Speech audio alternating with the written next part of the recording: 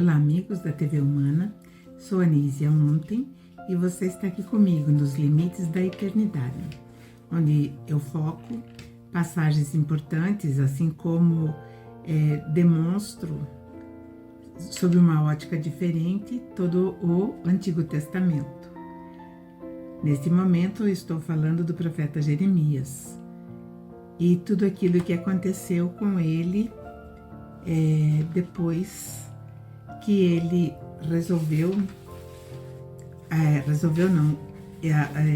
assumiu as suas profecias, que todo o povo de Judá deveria se render amistosamente, sem resistência, a Nabucodonosor, que era o rei do Império Babilônico, Neobabilônico. Mas Jeremias, ele teve bastante tempo, porque ele passou por provavelmente os 4 reis, ou 5, até a tomada geral de Nabucodonosor. Então ele iniciou a sua profecia no governo do rei Josias, e que durou 31 anos, Josias. E esse reinado longo de Josias trouxe um pouco de tranquilidade. Mesmo assim, ele profetizava aquilo que ia acontecer. Josias, então, foi e baniu toda adoração a Baal. Mas durou muito pouco. Logo, o povo volta para Baal. Ele restaura o templo e reúne o povo para que fossem fiéis ao Senhor de Israel, que era, na verdade, o Deus Enlil, que também vai ser chamado de Yahvé. Acabou com os sacrifícios de crianças para o deus Moloque, que era também Marduk, era o mesmo deus com outro nome, na cidade de Tofete. Então, existia esse ritual onde crianças eram oferecidas para esse deus, isso em Judá. Mas esse rei morreu em guerra com o faraó Neco II, ou Necau II do Egito. Então, durante esse período, Jeremias teve uma vida calma, tranquila, só avisando das invasões, avisando, que a Babilônia viria e levaria o povo levaria o povo em exílio para a Babilônia.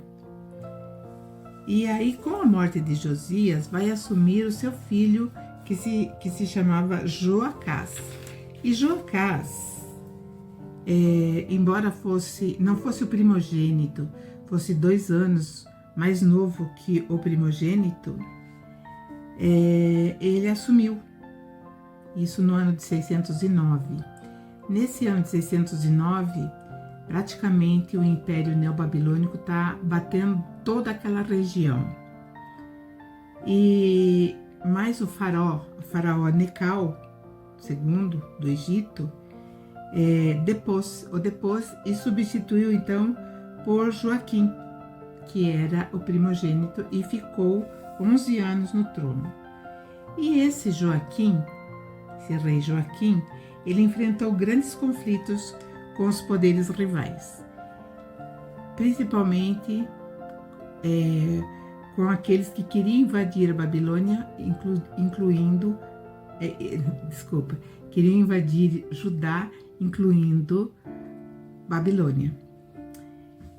E o Egito ajudou muito Joaquim, porque ele recebeu toda a ajuda do faraó do Egito. É o mesmo faraó que tinha matado o seu pai, o avô.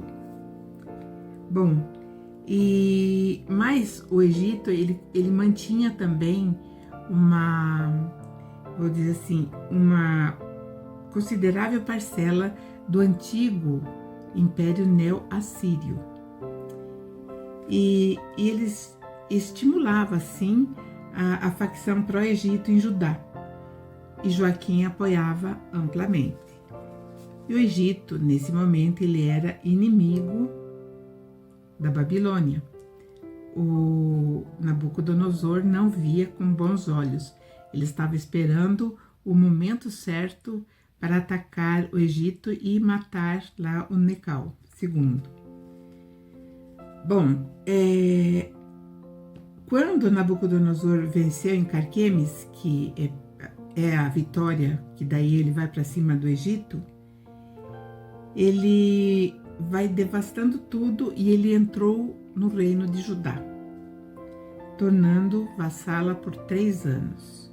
Foi esse rei Joaquim que rasgou o pergaminho escrito por Jeremias, que falava sobre a derrota cabal para os babilônicos. Então ele rasgou, porque ele também não admitia a fala de Jeremias dizendo que eles deveriam aceitar com submissão a invasão de Nabucodonosor, no que ele estava certo, porque Nabucodonosor ele era completamente expansionista, então ele tinha uma sede queria tudo para ele, e ele não ia deixar Judá, ele não ia poupar Judá, e assim que ele chegou, ele incendiou muitas coisas, porque ele tinha os sapateadores, que eram aqueles especialistas em incêndio. E aí eles queimaram. Inclusive, ele antes retira tudo do templo, tudo do templo, e também incendeia o templo. E quando ele entrou em Judá, ele capturou Joaquim e fez dele um fantoche em suas mãos. Esse rei teve uma morte violenta. Depois de 11 anos de reinado, então, ele morreu e colocou o seu filho. Jeconias foi eleito pelo próprio Nabucodonosor.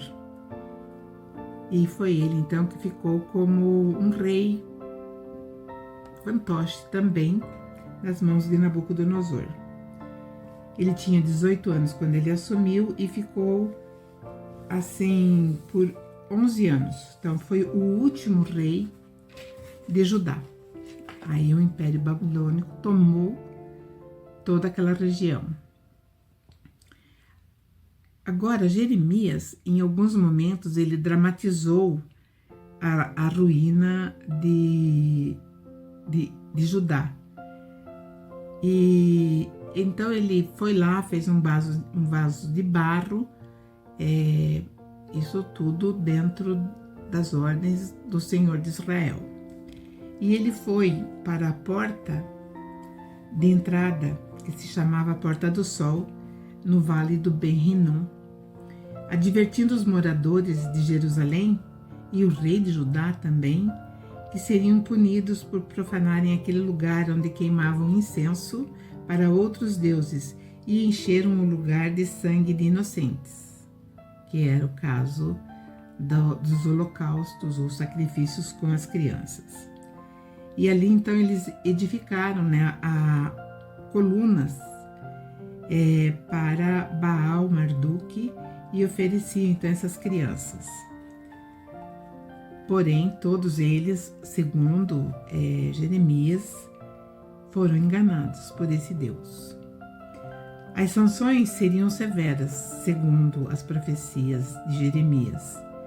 E aí, então, ele quebra o vaso, mostrando o que aconteceria com o reino de Judá. Seria quebrado, esmagado, tornado em pedaços.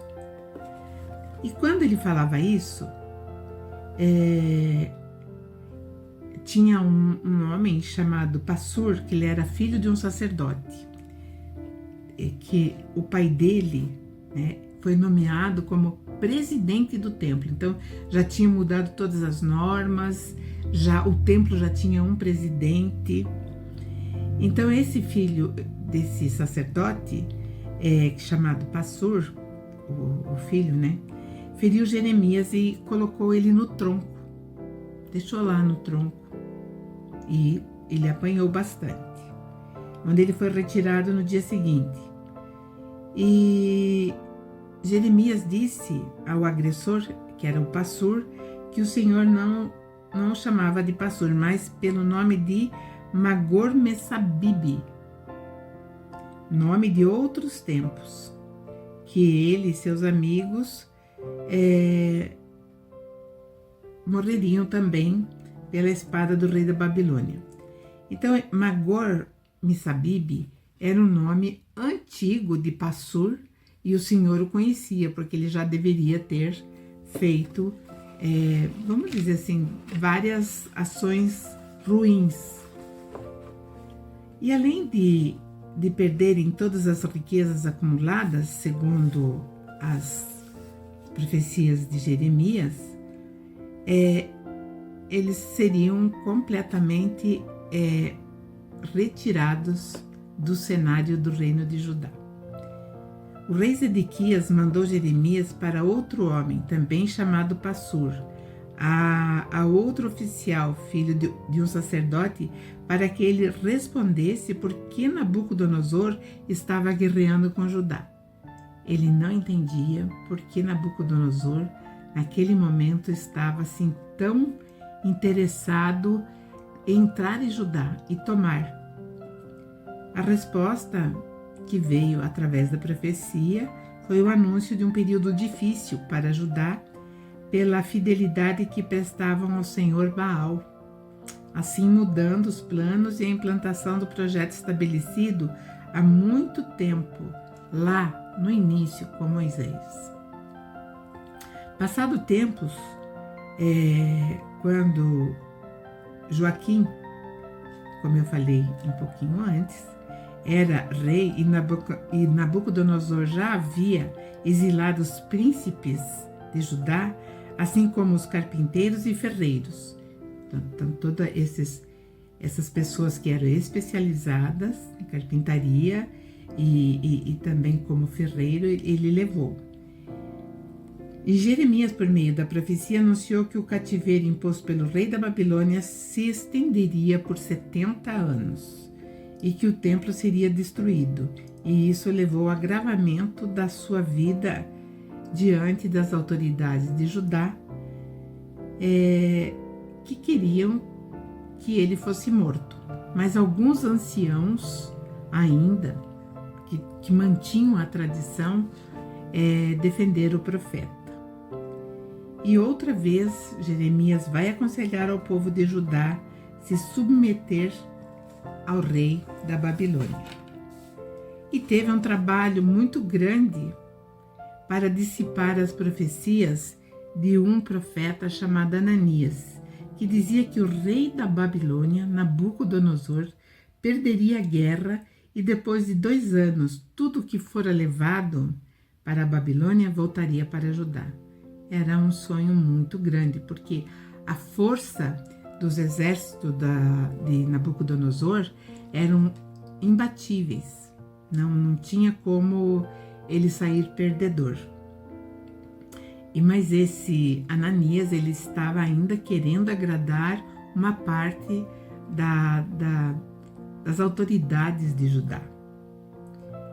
E Jeremias, ele tinha um escriba chamado Baruque, que registrava todas as profecias, registrava, enfim, tudo aquilo que acontecia ao redor de Jeremias. Enquanto isso, ele escreveu um livro. Jeremias escreveu um livro.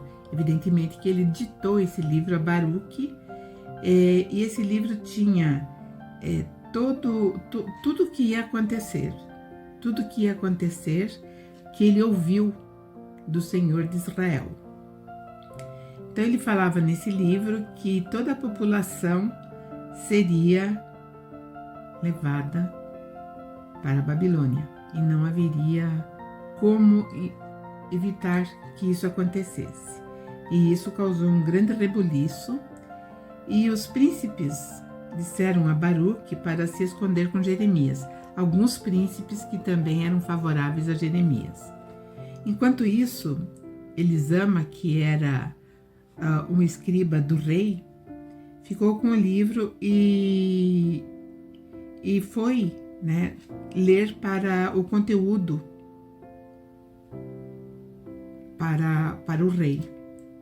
Enquanto o Elisama estava lendo, o rei Zedequias pegou um canivete e rasgou o livro e o lançou na sua lareira, embora outras autoridades tivessem pedido para que ele não queimasse, porque poderia ser complicado, poderia trazer uma maldição muito grande. Mas o rei deu ordem para que Jeremias e Baruque fossem presos. E Jeremias estava escondido porque aqueles príncipes que ainda eram fiéis aos valores do reino de Judá tinham escondido. Então, no esconderijo, Jeremias falou que Baruque registrasse tudo o que estava escrito no primeiro livro queimado, o mesmo conteúdo. Então, ele repetiu tudo, palavra por palavra, porque ele ouvia novamente todas as profecias. E estava escrito que a derrota de Judá e o destino do rei e do povo nesse período seria fatal. Bom, nesse período que estava o rei Joaquim, ele teve que ouvir novamente o seu próprio fim trágico e fim da sucessão ao trono.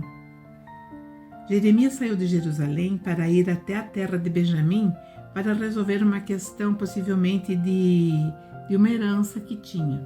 Quando ele estava saindo de Jerusalém, o oficial, capitão da guarda, julgou que ele planejava fugir para a Babilônia, já que ele defendia tanto a submissão do povo de Israel para a Babilônia. Então, esse oficial, capitão da guarda, tinha certeza que ele estava indo para o lado da Babilônia, ia se esconder por lá. E ele negou, ele falou que não, que ele estava indo tratar um assunto de família, de terras, de herdade.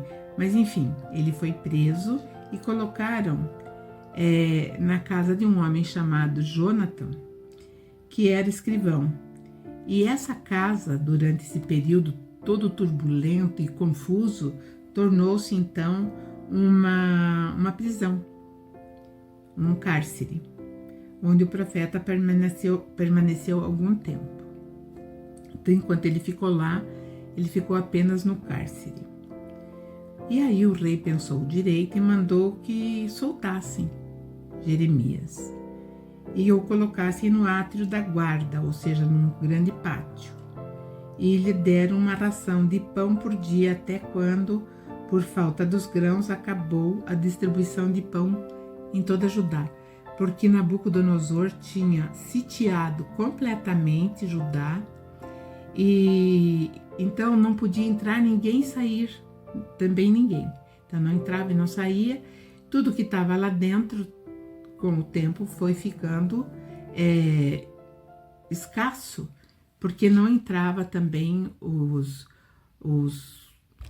aquilo que eles compravam de outros países, né, para que eles pudessem também prover as suas necessidades. Então estava completamente na miséria aquele povo. E Jeremias, então, por falta por falta de tudo isso, o rei resolveu chamar Jeremias para que ele falasse com lealdade, não omitisse nenhuma verdade dita nas suas profecias pelo Senhor. E Jeremias fez ele jurar que ele não atentaria contra a sua vida. E assim então Jeremias passa a falar para ele que realmente tudo ia acontecer. De uma forma ou de outra, iria acontecer e que Jeremias, e que o rei Zedequias seria morto de forma violenta. Bom, alguns dos príncipes pediram então que o rei matasse Jeremias, e novamente ele foi lançado num calabouço, onde eles lançaram Jeremias num calabouço, e nesse calabouço tinha um poço, e nesse poço ele teve que descer. Esse poço não tinha água, mas ele ficou atolado na lama, sem comida, sem bebida, sem nada. Então a sua morte era iminente. Aí surge um eunuco etíope chamado Ebed-Meleque, que era da Etiópia, né? E ele intercedeu junto ao rei, dizendo que o Jeremias iria morrer muito rapidamente. Então o rei mandou que Ebed-Meleque reunisse 30 homens e tirassem Jeremias do poço. E assim eles fizeram e o levaram à presença do rei. E aí novamente pede para que veja o futuro, o que está para acontecer. E o rei então escutou tudo, mas ele falou para Jeremias que ele não podia se submeter aos babilônicos, porque aqueles que eram oficiais com certeza o matariam se ele se rendesse. Então, na própria rendição, quando ele chamasse esses oficiais, essas autoridades, para que eles também aceitassem a rendição com submissão, ele seria morto. Então, ele se manteve ali, né, enfrentando o exército e aquele sítio de Nabucodonosor.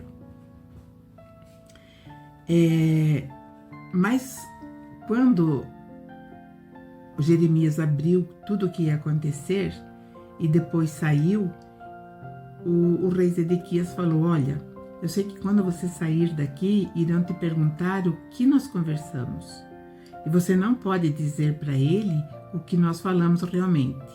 Você vai dizer que veio aqui para pedir para que eu preservasse a tua vida e que não te prendesse novamente. Então, esse vai ser a tua resposta quando for inquirido pelas autoridades sobre a nossa conversa.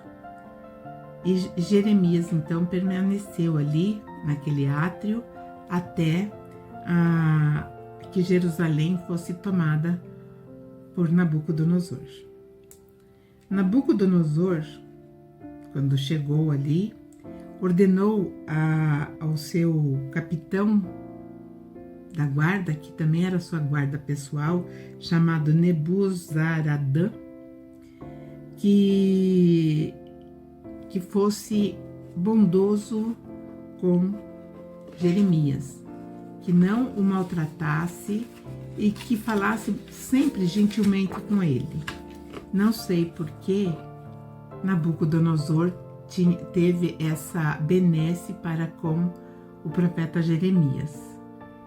E nesse período que ele entrou e tomou, evidentemente que o rei Zedequias sofreu as consequências da sua resistência. Ele foi levado para a Babilônia, juntamente com a sua família, seus filhos, e ele assistiu o assassinato de todos os seus filhos, que era entre 7 e 11 filhos que ele tinha. E depois que ele viu os filhos serem mortos, então foi vazado seus olhos, né? Vazaram os olhos, e aí, lógico que não durou muito tempo, ele também morreu. E esse oficial que era da guarda pessoal, que se chamava aquele nome complicado lá, Nebuzaradã, ele foi o porta-voz do rei Nabucodonosor dentro de Judá. E aí então ele elegeu Gedalias para ser o governador, representando o rei da Babilônia em Judá. E esse Gedalias ficou 3 anos ali, resolvendo todas as situações, fazendo tudo aquilo que o rei da Babilônia mandava que ele fizesse. E o Nabucodonosor falou para que Jeremias ficasse sob a proteção desse governador que era Gedalias. E por 3 anos tudo correu normal. Porém, alguns oficiais e soldados de Judá que não haviam se entregado foram falar com Gedalias, que afirmou para eles: vocês não tenham medo, porque se vocês forem submissos, vocês não morrerão pela mão do rei da Babilônia. E aí eles não aceitaram, assassinaram Gedalias e novamente Jeremias ficou à mercê. Então ele tinha perdido a sua proteção em Judá e foi para o Egito, porque muitos do povo de Judá tinham migrado